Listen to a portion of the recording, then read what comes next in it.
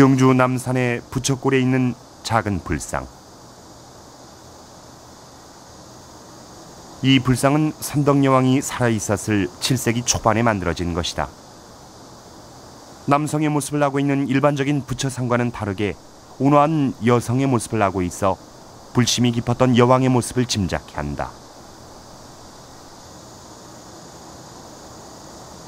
여성으로서 여왕의 삶은 어떠했을까? 기록에 따르면 선덕여왕은 음갈문왕과 결혼했으나 즉위 당시 남편은 사망한 것으로 추정된다.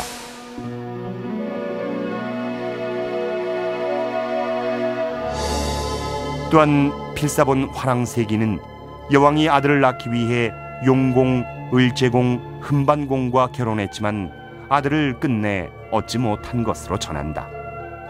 선덕여왕 개인적으로는 굉장히 이 불행한 인물이라고 저는 봅니다. 선덕여왕이 이제 정당한 결혼 생활이 안 되었지, 그리고 자식도 없지, 그 다음에 정치 권력을 내가 마음대로 이제 거기에 대한 반대 급부로 내가 권력을 장악해서 내 나름대로의 꿈과 이상을 실현해 보려고 해도 그럴 기회가 주어져 있지 않았지. 그래서 그걸 회피하는 일종의 도피 수단으로서 오히려 불교 쪽으로 점차적으로 이제 해서 사찰이라거나 이제 이런 쪽으로 침잠에 들어가지 않으면 안 되는 상황이었지.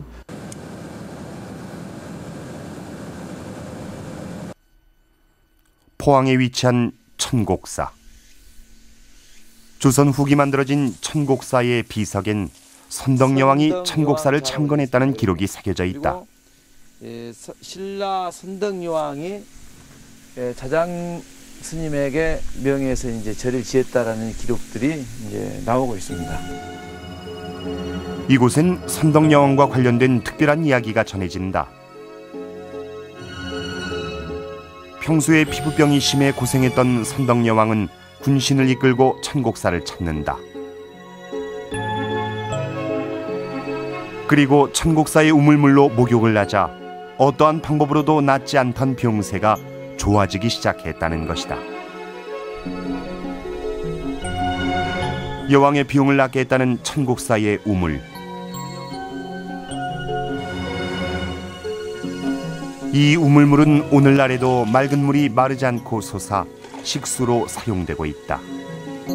그래서 여왕이 이 천곡령까지 오셔가지고 수일을 머물면서 먹고 씻고 이런 행위를 하시면서 피부병이 완치돼서 그 여왕이 우물에 감사하기 위해서 당시 고승인 자장율사 스님에게 청해서 여기에 천곡사라는 절을 짓게 된 동기가 이 우물의 인연입니다. 선덕여왕은 수많은 전쟁과 정치적 갈등, 이에 더하여 자식을 낳지 못하는 괴로움을 어떻게 극복했을까?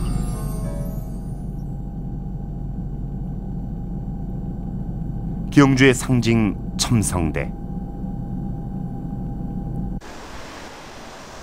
선덕여왕 때 만들어진 것이다.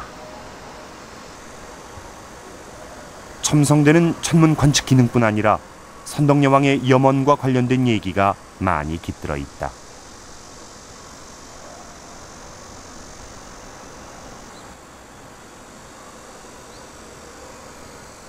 천문 관측을 담당한 사람들은 사다리를 이용해 12단에 난 창문으로 들어간 후 다져진 바닥 위에 다시 사다리를 넣고 첨성대 꼭대기까지 올라가 33천 하늘의 뜻을 관찰했을 것이다. 왕들은 이제 중국이나 우리나라 다 같이 마찬가지로 왕들은 하늘을 보면서 그야말로 하늘의 뜻을 알았잖아요. 천신의 뜻을 알았죠. 그래서 이제 별도 보고 올라가서 뭐 일식도 관찰하고 그랬는데 바로 그 첨성대에 올라가서 그러니까 33천의 하늘 세계에 올라가서 당연히 하늘을 보면서 하늘의 뜻을 찾았던 거죠. 뭐 무슨 변고는 없는가. 첨성대를 이루고 있는 27단의 층은 달의 공전 주기와 같으면서 동시에 제27대 선덕왕을 의미한다고 해석된다.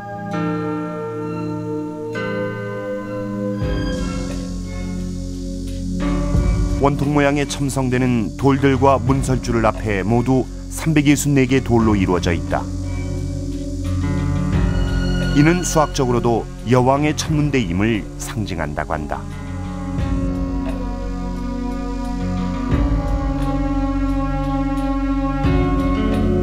(27대) 선덕여왕 27탄하고 똑같고요. 27의 제곱 더하기 또 362개의 원통형 뭉통돌하고 문설주 2개 더해서 364의 제곱은 365의 제곱이 됩니다. 피타고라스 정리를 완벽하게 만족시키면서 여기에 대한 해석을 내린다면 27대 선덕왕이 364, 첨성대의 수 364, 즉 첨성대를 통해서 하늘의 수 365의 제곱, 하늘을 바라본다는 의미를 함축하고 있다고 하겠습니다.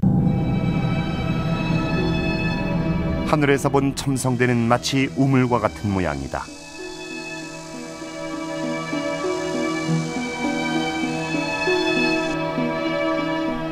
김유신이 살았던 제매정 우물과 첨성대 상층부의 모습이 매우 닮아 있다.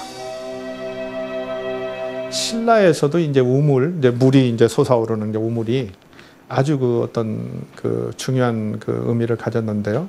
우리가 잘 아는 이제 신라 시조 박역거세나 그 시조의 비인 아령, 이 두 사람이 바로 나정하고 아령정에서 이제 이렇게 탄생을 한단 말이죠.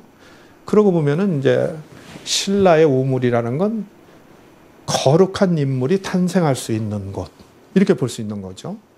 그리고 그것은 이제 그 사람들이 또 다른 세계에서 왔다 보면 또 그 우물은 다른 세계와 신라 세계를 연결해주는 연결 통로의 구실을 한 것이기도 하고요.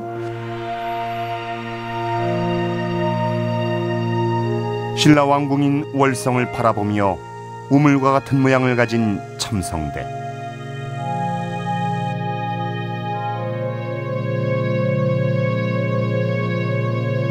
수많은 전쟁과 자연재해에도 불구하고 지금까지 굳건히 하늘을 향해 서 있다. 어쩌면 첨성대는 천상의 세계인 도리천에서 강력한 왕으로 환생하고 싶은 선덕여왕의 바람이 가득 담겨 있을지도 모른다. 불교에 의지해서 그 어떤 개혁도 이뤄내지 못한 나약한 왕이었다는 평가에서부터 변화의 시기, 신라의 왕으로서 내부적인 갈등을 봉합하는 리더십으로 신라의 분열을 막아냈다는 평가에 이르기까지 선덕여왕에 대한 시각은 크게 엇갈립니다.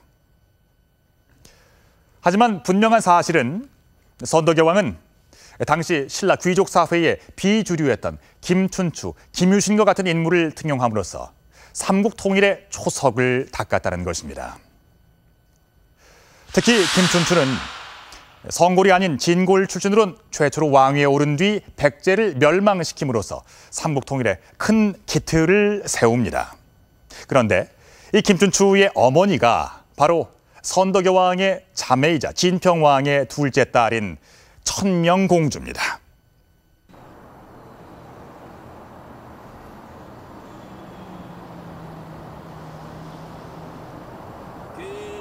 해마다 추석 즈음엔 경주의 태종무열왕 능 앞에서 추향대제가 열린다.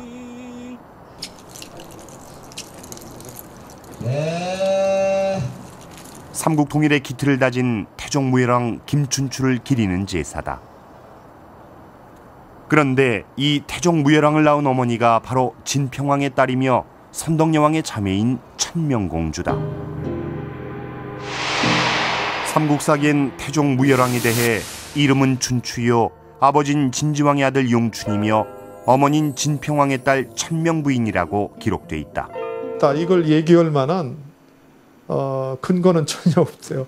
어떤 뭐 문헌 자료나 이런 건 없는데, 뭐 결국 아들을 보면 뭐 아들 김춘추를 보면은 뭐 훌륭하지 않았겠어요. 선덕여왕이 이렇게 뭐 정말 머리도 좋고 지도력도 있고 뭐 더군다나 미인이었다고 하는데, 뭐 천명공주도 거기에 뭐 버금가는